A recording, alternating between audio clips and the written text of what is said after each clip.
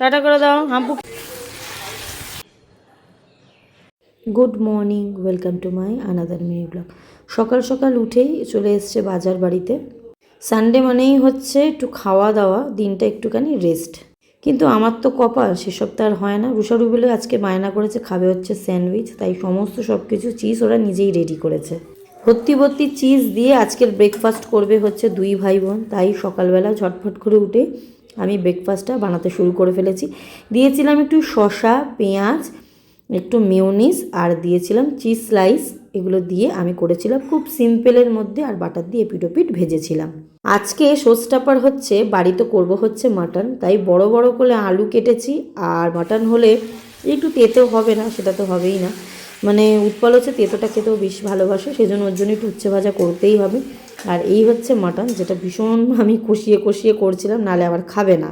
বায়নাটাও কিন্তু রুষারুবেলদের। ঠাম্মি এলে ওদের আর কিচ্ছু চাই না। ঠাম্মিকে নিয়ে মোটামুটি সারা সন্ধ্যেটা কাটে, আর চলে গেলে ভীষণ মনটা ওদের খারাপ হয়ে যায়। আজ ওদের ঠাম্মি এসছিল ওদের কাছে। তো যাই হোক, ওদের দেখা করতে আসে, প্রায় প্রত্যেক মাসেই আসে, তাই দেখা করতে এসছিল। তো যাই হোক, টাটা, দেখা হবে নতুন ব্লগে।